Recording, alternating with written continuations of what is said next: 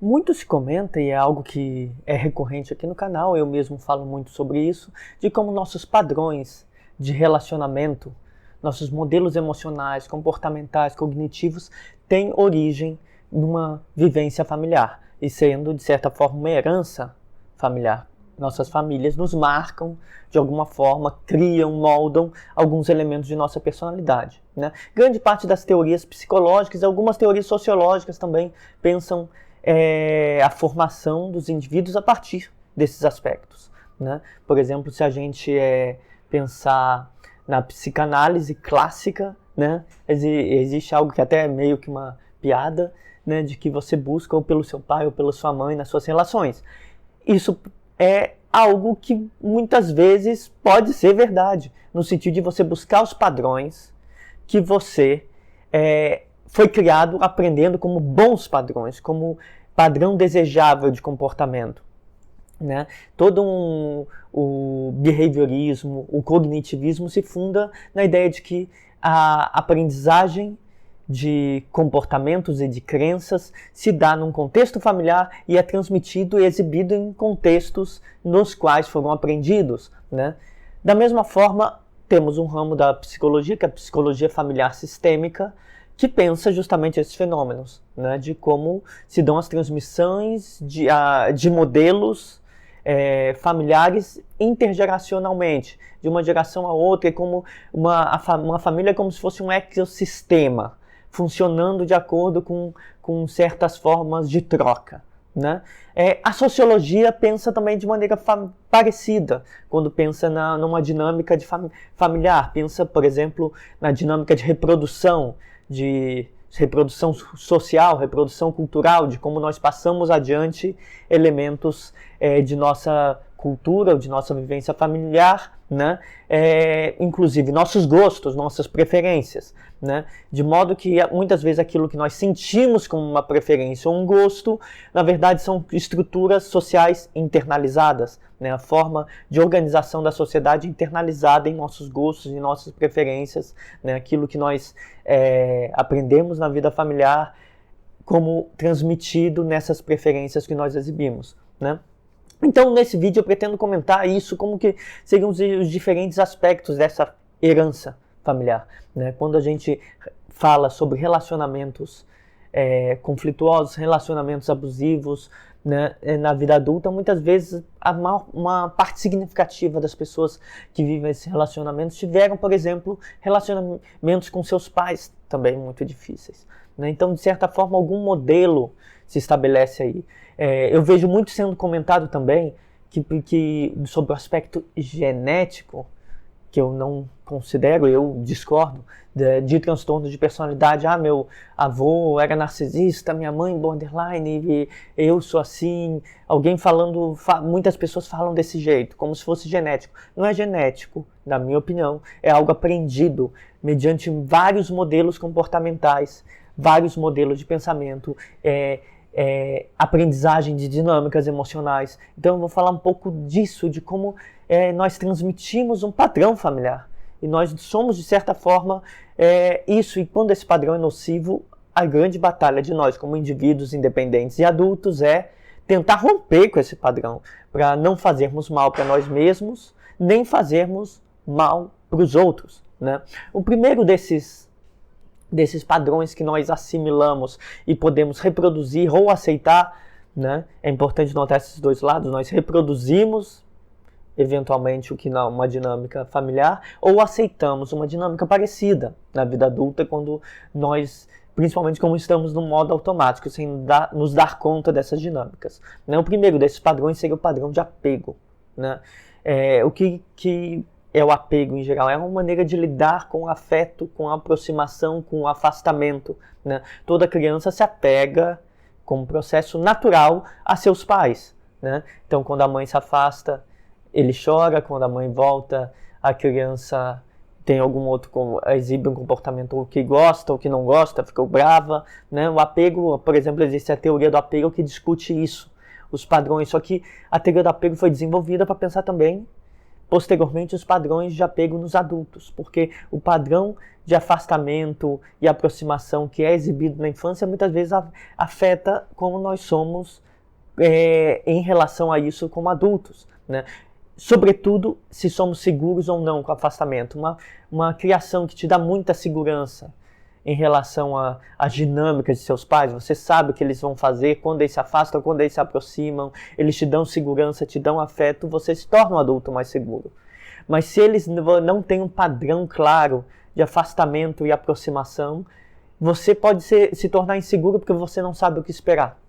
Em geral, é a partir de uma dinâmica bem precoce de apego que são desenvolvidas dinâmicas de, por exemplo, de ativação emocional, né? De você sentir numa relação que está sendo sufocado, talvez seja porque você realmente era e não tinha liberdade suficiente para explorar as suas primeiras experiências como criança, para engatinhar longe dos seus pais ou coisa assim, ou de falta excessiva e medo, quando um pai não liga muito para a criança ainda muito pequena, né? Então, nossa segurança e nossa insegurança podem ter relações com esse desenvolvimento do apego, e essas relações podem se mostrar em carência, ou em indiferença, ou em imprevisibilidade. Filhos de pais indiferentes ou se tornam indiferentes ou aceitam indiferença como padrão normal de relacionamento. Pais que são muito imprevisíveis podem fazer com que os seus filhos se tornem imprevisíveis nas suas relações, nessa dinâmica de aproximação, afastamento, ou aceitem imprevisibilidade. Da mesma forma, se um pai não permite que a criança tenha um nível de dependência e faz ela ficar extremamente apegada, ela se torna extremamente carente ou aceita pessoas extremamente carentes. Então, o nível dessa relação inicial com os pais, bem precoce, de aproximação e afastamento, pode significar uma reprodução de uma dinâmica na vida adulta. Então, esse seria o primeiro modo de herança familiar. O segundo se dá na forma em que nós levamos adiante nossa comunicação, nossos discursos. Como assim? Mediante as regras de linguagem, como você atribui, por exemplo, causalidade à coisa. Você fez algo, deu errado. A culpa é de quem? Quem fez? Por exemplo, isso que a gente chama de projeção. Projeção é quando nós fazemos algo problemático e atribuímos a causa, a culpa a outro. Isso é quase uma forma linguística. Você aprende que o que você faz tem relação com atitudes dos outros. Então, as justificativas do que você faz estão atribuídas às outras. A projeção é quase uma norma linguística, porque não é uma norma cultural, é uma norma familiar. Algumas famílias projetam mais, atribuem aos outros. Está dando tudo errado comigo por causa de tal pessoa. Né? Então, é um sistema de causalidade. Então, nós aprendemos sistemas de causalidade, como nós atribuímos as causas das coisas que fazemos, reproduzimos isso na nossa comunicação, né? De maneira espontânea. Então, uma criança pode ter deixado algo cair. Quem fez isso? Ela pode dizer que foi outro, ou ela pode aprender que fui eu. Então, ela estabelece um tipo de comunicação em que identifica a causalidade entre o objeto que caiu e ela, e não o objeto que caiu e outro. Né? Então, a mentira está nisso. A mentira está, muitas vezes, como uma regra de discurso numa família que coloca isso como uma regra, como atribuir aos outros responsabilidade como uma regra. Então, existem padrões de comunicação, né? Atribuição de culpa, ou de criar disputas na comunicação, que também são herdadas. Então, primeiro um padrão de apego, o segundo padrão de herança familiar, o segundo modelo seria modo de herança, né? Seria modos de comunicação. O terceiro que a gente pode comentar são propriamente comportamentos. Nós herdamos comportamentos que levam a isolamento, a aproximação, comportamentos que nós vemos sendo feitos e que nós praticamos e são reforçados ou punidos. Né? A introversão, ficar quieto, ou extroversão, ficar agitado, falar mais. Né?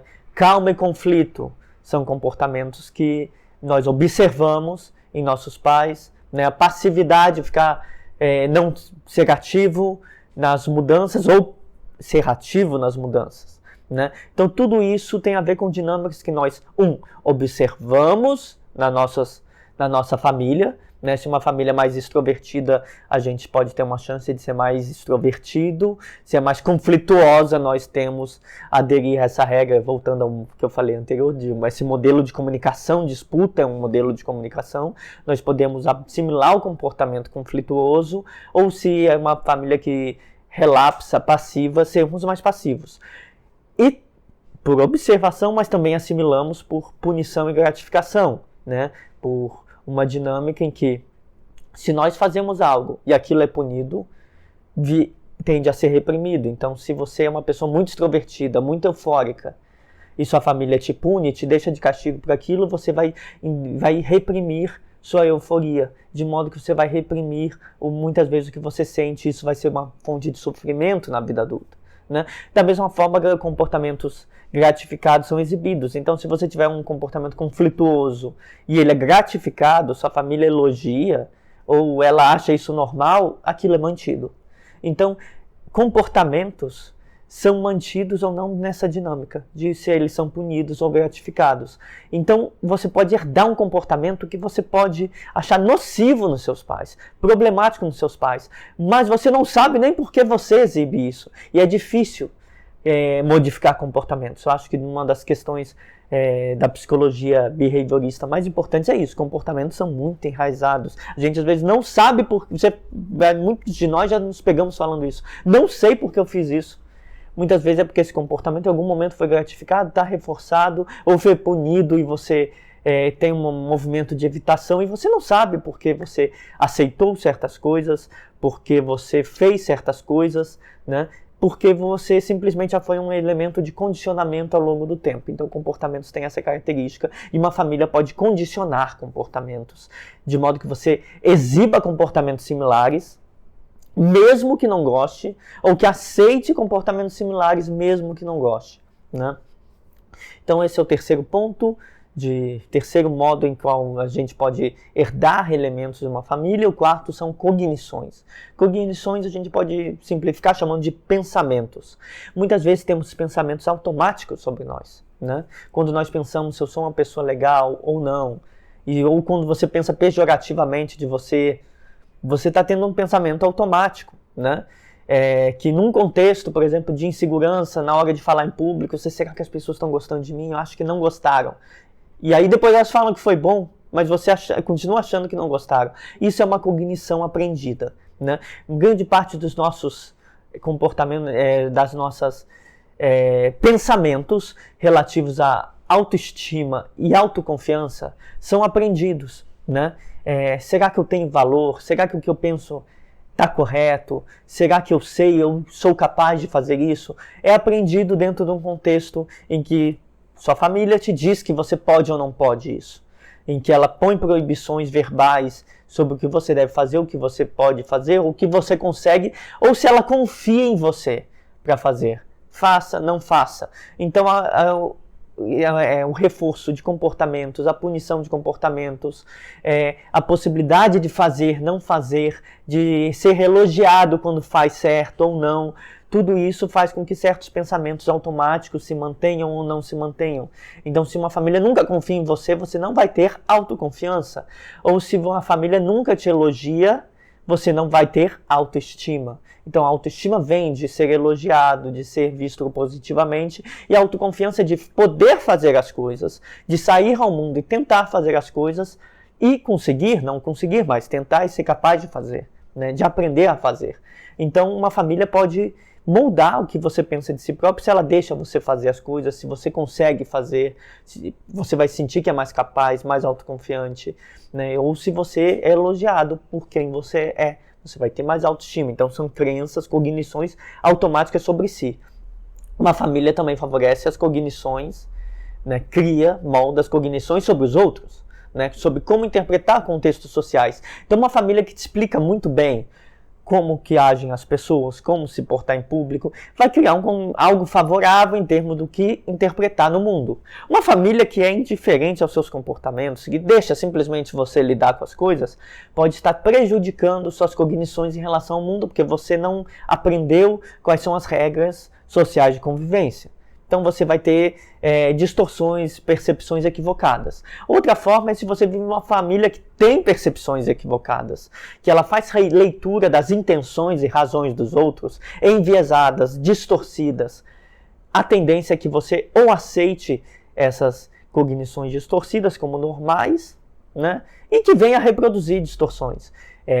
Na psicologia cognitiva se chama de viés cognitivo, que basicamente a gente pode chamar de viés interpretativo ou, mais popularmente, interpretação enviesada. Uma interpretação enviesada é quando ela tem um viés, ou seja, ela não está muito certa de acordo com a realidade, ela está um pouquinho distorcida ou muito distorcida, né? Então, de acordo com o que nós aprendemos, o que pensar dos outros, nós reproduzimos interpretações que podem estar corretas de acordo com a realidade ou serem interpretações equivocadas das intenções dos outros. A paranoia muitas vezes é isso. Você acha que os outros querem te fazer mal. Muitas pessoas paranoides cresceram num contexto em que as famílias têm interpretações altamente enviesadas das ações dos outros, achando que os outros querem sempre lhes causar danos. A criança que é desenvolvida num contexto assim pode desenvolver paranoia, né? Porque ela vai ver intencionalidade, maldade onde não existe. Da mesma forma, é problemático se uma família não te ensina a ver maldade onde existe. Se o viés é sempre positivo. Essa pessoa não quis me fazer mal, né? Então, o viés sempre positivo ou sempre negativo das intenções dos outros também é aprendido, né? E passado adiante como uma herança. O quinto modo de transmissão é a transmissão emocional. Emoções são uma coisa complicada porque emoções ao mesmo tempo que são biológicas, porque um animal sente emoções, né? Porque as emoções básicas como alegria, raiva, tristeza, né, são fundamentais em todos os mamíferos, por exemplo. Então elas são exibidas por todos os animais. Mas e as outras? Essa que é a pergunta que a gente tem que fazer. As outras são aprendidas, são contextualizadas, são emoções culturais, né? Nós aprendemos a sentir, por exemplo, esperança. O que a gente chama de amor tem a ver com apego, né? Como eu falei no início do vídeo, né? Mas tem a ver também com formas aprendidas de demonstrar esse apego, né? Por exemplo, quando a gente divide o medo em várias outras coisas, a gente não sente só medo, a gente sente desconfiança, a gente sente muitas outras coisas. A tristeza também tem vários graus e tipos de tristeza. A alegria, que tipo de alegria? Que tipo de euforia, né? Então nós temos muitas emoções além das emoções básicas, né? Esperança, expectativa, nós temos muitas outras que são contextualizadas e culturalmente aprendidas. A questão é, se uma família vive com emoções muito básicas, uma hora te ama, outra hora te odeia, né? Ou gosta muito de você, tá alegre, ou tá muito triste, ou tá com muita raiva, você aprende que as emoções são sempre muito intensas e sempre num campo mais natural e extremado. Mas se você aprende a nomear pequenas emoções, eu estou sentindo isso, e você aprende, adquire essa norma linguística de multiplicar suas emoções, dar nome a algo que você está dizendo, seus pais lhe ensinam isso, você consegue situar as emoções melhor num contexto, né? Então, as emoções são naturais, são biológicas, mas também são aprendidas e culturalmente passadas adiante, né? A questão é, uma família que não passa elas adiante está criando um problema. Você não sabe nomear direito o que você sente. Uma família que vive em oscilação emocional constante vai fazer com que você aceite instabilidade ou reproduza instabilidade emocional. Processos de regulação emocional são aprendidos. Você aprende a se acalmar. Você aprende a ter autocontrole. Você aprende a ter agressividade, controlando ou não sua raiva. Se você aprende a controlar sua raiva, você é menos agressivo. Se você não aprende, você vai ser muito agressivo. Então você vai aceitar. Você vivendo num ambiente, por exemplo, instável, você pode aceitar relações com pessoas mais agressivas. Ou você pode se tornar uma pessoa mais agressiva porque você não aprendeu a regular suas emoções. Então uma emoção punida, ignorada ou gratificada pode também ser mantida, né? Você pode aceitar algo que você viveu num lar com muita tristeza, você pode aceitar a tristeza como normal e reproduzir, né? Num lar com muita agressividade, você pode aceitar a agressividade como normal ou reproduzir também essa agressividade. Por fim, o que nós assimilamos e levamos adiante como herança, né? Um sexto aspecto seria as crenças e os valores. Né? Nós reproduzimos crenças. Às vezes nós temos que batalhar contra aquilo que nossos familiares colocaram em nossas cabeças, pensar o que eu acredito ou o que eles acreditam. Né? Os valores, muitas vezes os valores que nós herdamos deles são contraditórios com o que nós próprios acreditamos. Nem sempre são coisas que nos fazem bem. Né? Nós incorporamos estruturas sociais. Como valores, nós incorporamos a dinâmica de organização familiar, nós incorporamos as crenças sobre os outros, as crenças sobre o que é ser uma boa pessoa, uma pessoa ruim, como valores. Mas muitas vezes esses valores podem estar em contradição com o que nós achamos positivo e nos gerar sofrimento, mas nós mantemos esses valores porque eles parecem certos, porque foram nos ensinados em algum momento, né? Em geral, nós incorporamos as estruturas de organização familiar, de organização dos nossos primeiros grupos como valores. Né? Então, as estruturas sociais e culturais são internalizadas. O funcionamento padrão de nossa família é internalizado de alguma forma como valor. E ele pode e tende a ser reproduzido. E muitas vezes nós reproduzimos, sem querer, valores que nós, depois, ao refletir, pensamos que não são muito adequados e que podem estar fazendo mal para outras pessoas, que podem estar fazendo mal para nós mesmos. Né? Então, é muito positivo você criado numa família que te dá valores que não prejudicam os outros e não prejudicam a si próprio. Mas alguns valores podem levar a uma relação de reprodução de preconceitos, reprodução de padrões de relacionamento que não são positivos para você. Então nós começamos a acreditar em coisas que não são positivas para si ou que fazem mal aos outros. Né? Então, um último modo seria a reprodução de valores. Né? E crenças. Valores e crenças caminham juntos. Né? Então, eu quis comentar, né, como se daria a reprodução de elementos de apego, modos de comunicação e discurso, comportamentos, cognições, emoções, né, e crenças e valores. Né?